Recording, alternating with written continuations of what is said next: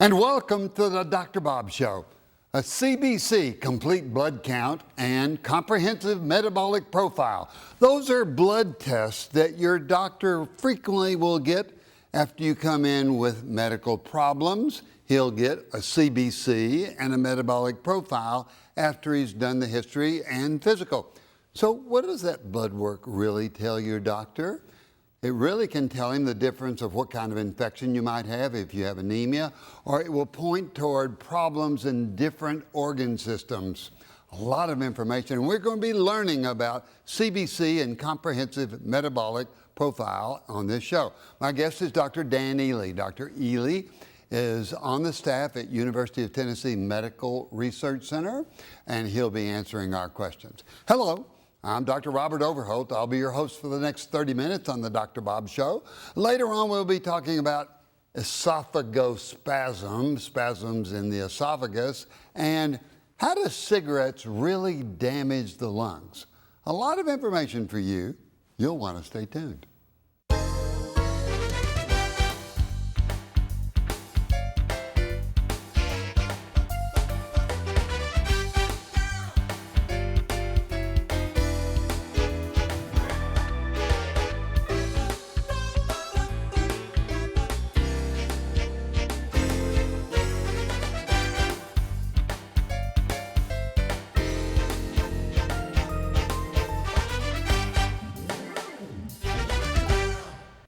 We're talking with Dr. Dan Ely, board-certified internal medicine specialist, associate professor at the University of Tennessee Medical Center.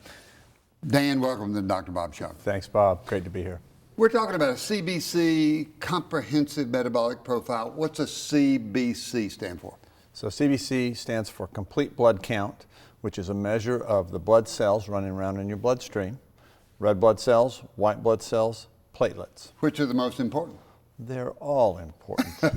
Let's talk about the red blood cells. When you're measuring red blood cells, how do you measure it? Well, there's a couple of things that we use. One is a hematocrit, one is a hemoglobin.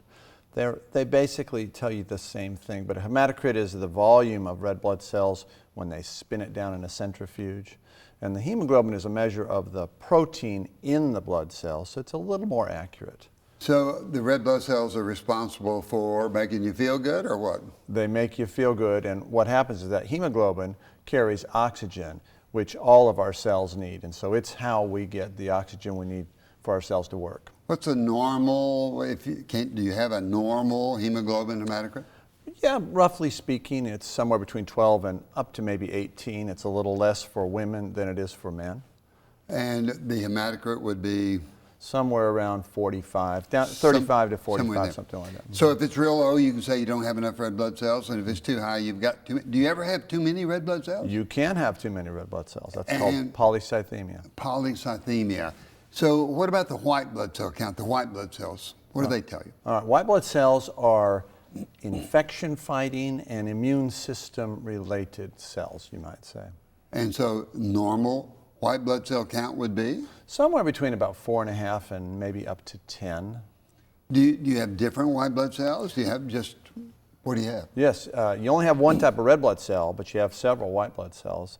We call the neutrophils, which are the main infection-fighting cells, and then there's lymphocytes, which also are infection-fighting and immune system-related. And then a couple that are not as common, monocytes and eosinophils. So if somebody has an infection and the white blood cell count is low, does it make you think of anything? Well, yes, it can be a clue as to what type of infection. A viral infection will oftentimes suppress the white blood cells and they'll go down some. So a normal white blood cell count would be what? Normal is, like I say, 4.5 up to 10. So if it was a viral infection, it would be at the lower level, 4.5, or would it go down to 3? Could be either, and but that's the typical thing with a virus is the white blood cell count will stay low.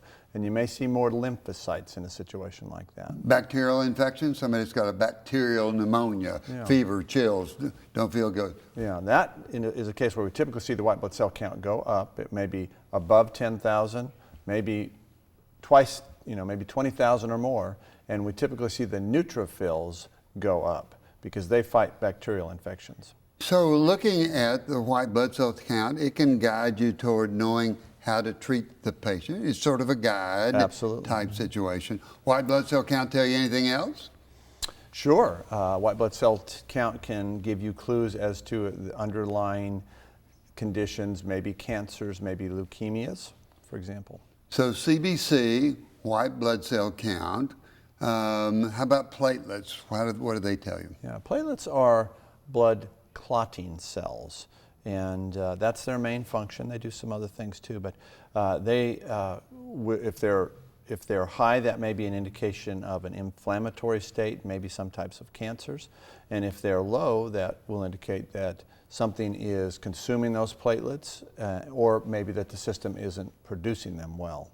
And if you don't have enough platelets, what do you get, bruising or what? Typically bleeding from things like your gums when you brush your teeth, cut yourself and it doesn't want to stop.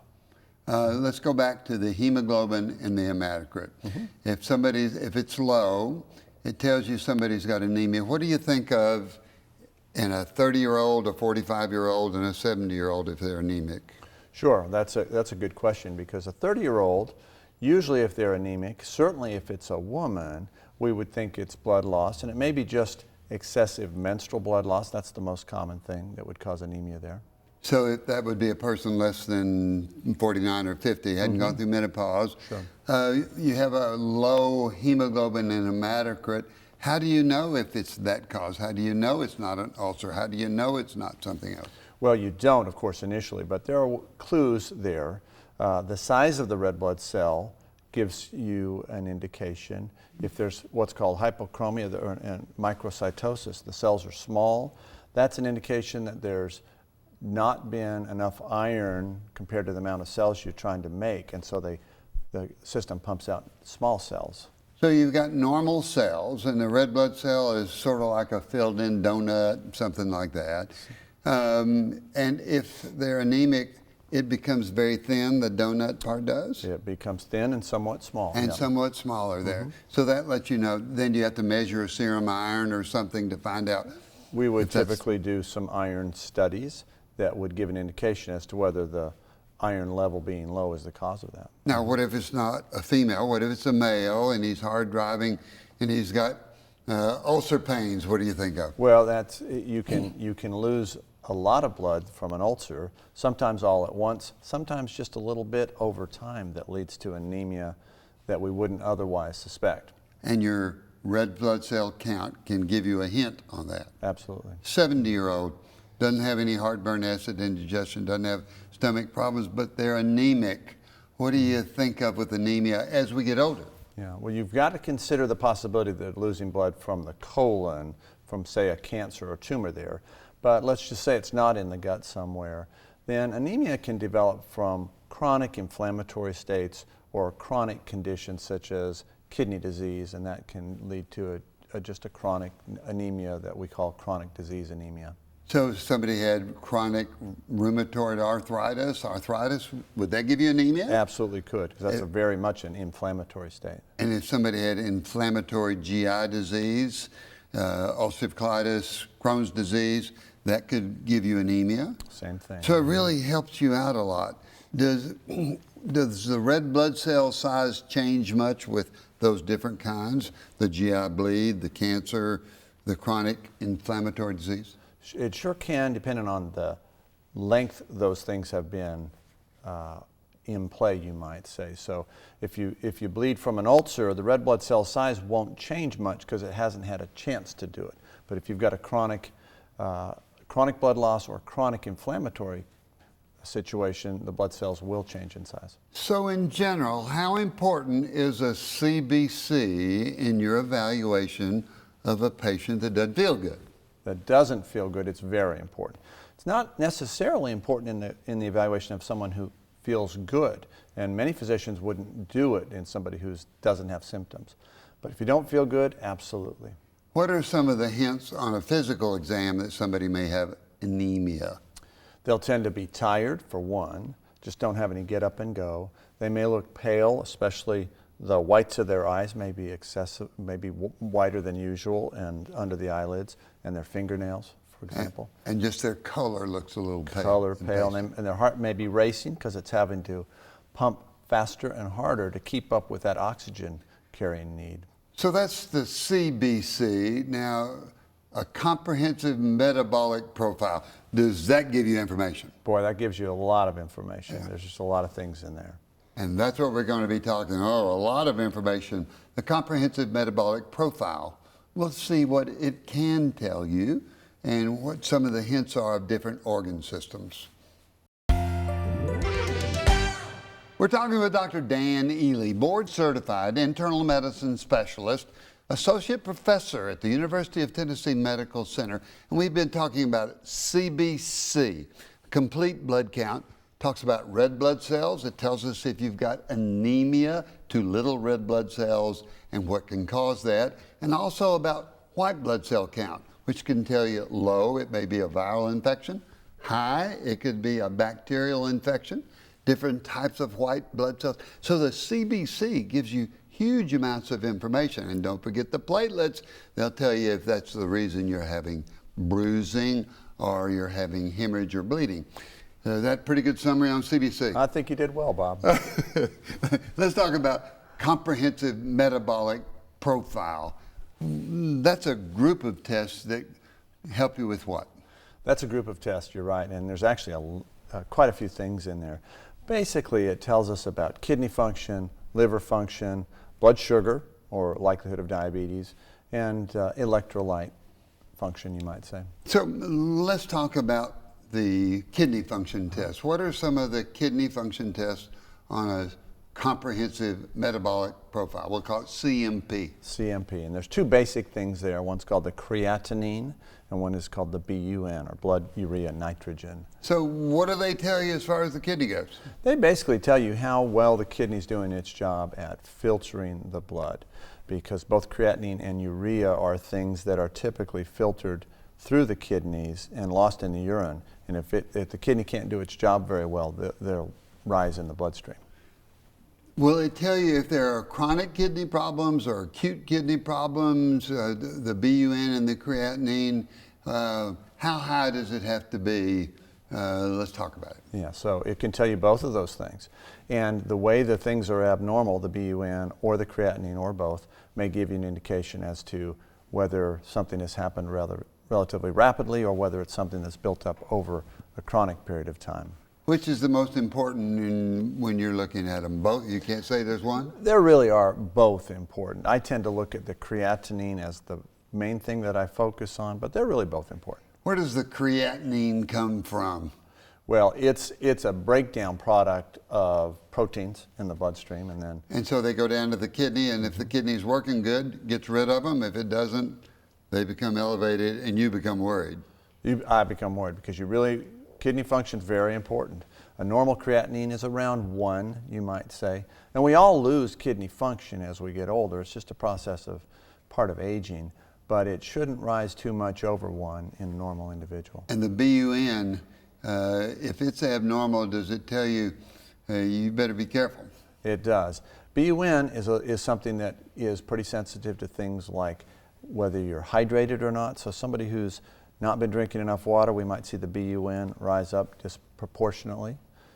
So BUN, creatinine, kidney problems. Does the urinalysis fit in there? Would you automatically get a urinalysis looking for abnormal cells or protein or something like that? Exactly, because the kidney problem could be something that is not necessarily evident in a urinalysis. But if the kidney is structurally harmed or inflamed, you might see protein, just as you said, or red blood cells, and we can pick that up quickly in a urinalysis. So that's kidney function tests. So they BUN and creatinine. Let's talk about liver function tests. Mm-hmm. Are they ever abnormal, and when are they abnormal, and what are the values?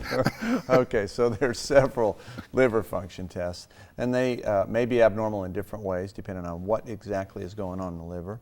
We have what are called transaminases, and these are proteins that are inside liver cells, and SGOT and SGPT are the main transaminases that we look in. So if you got some liver problems, hepatitis, inflammation in the liver, what happens to those transaminases, SGOT, SGPT?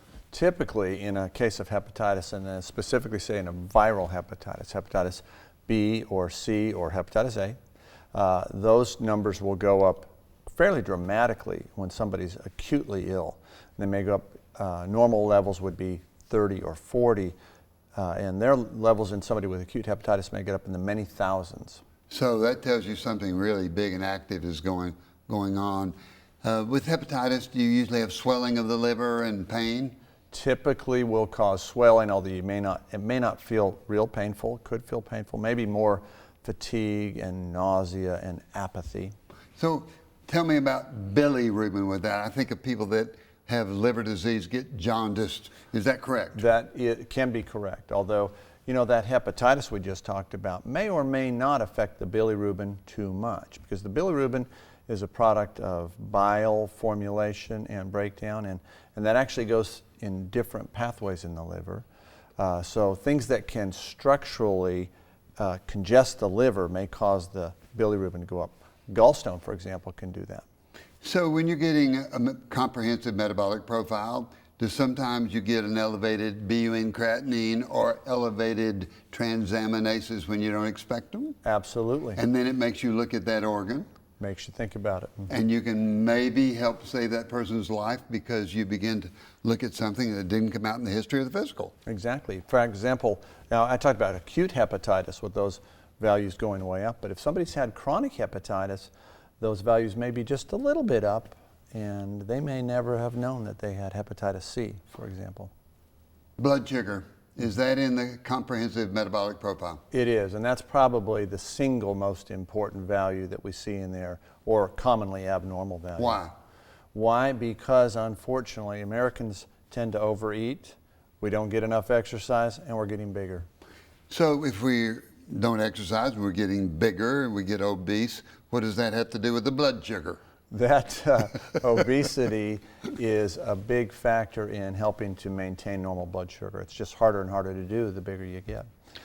And so if your blood sugar goes high, that means that you most likely have diabetes, or how do you make the diagnosis? Possibly. A normal blood sugar, roughly speaking, is less than 100, 105 maybe in many labs. Diabetes is a blood sugar over 125. So if you've got 126 or greater, you've got diabetes. Is that fasting, or is that after a big old meal? Good question, because everybody's blood sugar goes up after a meal. So we don't look at a blood sugar of 126 unless it's fasting. But fasting, that's abnormal to be 126. One fasting, or you have to have two, and where does the hemoglobin A1C all come in here? Sure. No, it has to be more than one. We don't label you as diabetic or pre-diabetic based on one value, but two values over 125 fasting in somebody who is not sick, that's diabetes. And hemoglobin A1C, what is that? Is that a blood sugar test? That's a blood sugar test, and really sugar binds to hemoglobin in blood cells, and in a way that's roughly proportional to how the concentration of it in the bloodstream. So a hemoglobin A1C is a long-term test of what your blood sugar is averaging. Why is that so important to find out if you've got diabetes? Because your blood sugar on one occasion is just a snapshot of what it is, and it may be kind of low if you haven't eaten too much before the blood test. But the hemoglobin A1C doesn't lie. It tells you what it's been doing over the last 6 or 8 weeks. And diabetes is, you and I know, is a leading cause of blindness, chronic kidney failure, amputations, can be a terrible thing. If we're overweight and don't exercise enough, if we lose that weight and we exercise more, can we sometimes get our blood sugar back to normal? Absolutely. That's the great news there, is it's really in an individual's hands. If you didn't have a CBC and a metabolic profile, comprehensive metabolic profile, would it be more difficult to practice medicine? It definitely would be. Don't ask me that, Bob. It's nice that we have lab tests that can help us along, but the most important part is history or physical or blood work. Well, the history is where it all starts. That's right, and then physical and blood work. Dan Ely, It's good to know what a comprehensive metabolic profile is and what a CBC is and what it tells people is going wrong. Thank you for coming to the Dr. Bob Show. Bob, it's been great. Thanks. You know, that blood work is just not to draw blood work. It tells the doctor what's going on or what's not going on. So be thankful that we've got that lab work to help us stay healthy and well. And now you'll want to stay tuned. We're going to be talking about esophagospasm and esophageal strictures. What causes those? And how do cigarettes really damage the lungs? A lot of information. I want to thank Dr. Dan Neely. Wonderful discussion. CBC and comprehensive metabolic profile gives the doctor huge amounts of information. And now questions from you, the viewer, that I think will be important to your health. Question number one, Dr. Bob, what causes esophageal strictures and esophageal spasm? Well, the esophagus is the swallowing tube. When we swallow food, it goes down a little tube called the esophagus. It has muscles that are in a coordinated fashion that help milk the food down the esophagus. Now, esophagospasm, if that coordinated muscle group suddenly will go into spasm in one place, it causes chest pain and chest discomfort, very, very similar to a heart attack. We don't know why that suddenly occurs, but we do know that medicines can help that. Now, esophageal strictures, something entirely different. That's because usually chronic acid coming up from the stomach will cause acid irritation of the esophagus, and it will scar down. That causes a stricture. That means the food may stop and not go through. That means the doctor may have to dilate that for you and fix the underlying problem, which is usually acid coming up from the stomach. There can be other causes of esophageal stricture. For instance, cancer can cause narrowing of the esophagus. So esophageal strictures, food sticking in the esophagus, belching it up before it has a chance to go to the stomach. Needs to see a doctor, needs to have it evaluated. It usually can be fixed quite easily. Question number two. Dr. Bob, how do cigarettes really damage the lungs? Let's look at the lungs. They're simply bronchial tubes that go way down to air sacs. Those tubes, those bronchial tubes, are lined up with a couple of things. Number one, the lining have little cells with hair-like follicles called cilia. Now, the cilia and mucus-secreting cells are there for when you and I breathe in dirt, breathe in something wrong, then mucus is produced, it grabs up the dirt, and the cilia milk it back up to our throat where we swallow it. Now, every time we smoke a cigarette, it will damage the cilia, and so we can't milk the mucus that's trapped down in the lungs as good as we should. Eventually, so many of the cilia are destroyed by cigarette smoking or industrial hazards that the mucus is trapped down in the lungs, and the only way that we can get that mucus up is by cough, and that cough will bring up sputum. That's why with cigarette smoking, we frequently get a rattling cough. It is a sign that the cigarettes are beginning to damage the lungs. That mucus that gets trapped down, if we don't cough it up, it's a perfect culture media for bacteria. And so we have a setup where the lungs cannot use their normal protective mechanism of the mucus, grabbing the dirt or the cigarette smoke that's there, and the cilia milking it up. If we destroy both of those, then we're set up to get chronic obstructive pulmonary disease and eventually even emphysema. So know that cigarette smoking can do lots and lots of damage to the lungs. They can cause damage to blood vessels where cholesterol can deposit into the blood vessels. They're a leading cause of upper respiratory infections. As a matter of fact, if there is a smoker in the house and you're breathing in secondhand smoke, it causes up to 400,000 upper respiratory infections a year. If there was one thing that we could do to get rid of a lot of health problems, it would be to get rid of cigarettes and cigarette smoking. So remember, if you're having difficulty stopping smoking, the American Lung Association, ALA, you can call them. They have smoking cessation classes. There are medications that you can help. Set a date, get a friend, find a time to stop smoking. Well, that's all the time that we have for this show. I hope you've enjoyed it as much as I have. Remember, exercise reduces stress, helps us lose weight, makes us feel better. We get that runner's high where we just feel good, and we miss it if we don't run. So know that exercise is good for it. We said running, we can grab our tennis shoes and walk. We can go swimming. We can bicycle. We can just do work around the garden. All that is exercise, and it's good for you. 7.5 hours of sleep. If we get good sleep for 7.5 hours, we'll be rested, the brain will be refreshed. It's easier for us to be happy. We don't get irritable. We're more task-oriented. We don't get behind in things. The people around us are better. So get that 7.5 hours of sleep. If you're not, talk it over with your doctor about what's going wrong. We've had shows on how to get better sleep. And eating properly. If you'll eat properly and watch your portions, it's the portions that make us where we gain weight. And most of all, what is it we like in that Dr. Bob show? It's that laughter in your life. Laugh a lot, giggle a lot, be happy, and you'll stay healthy.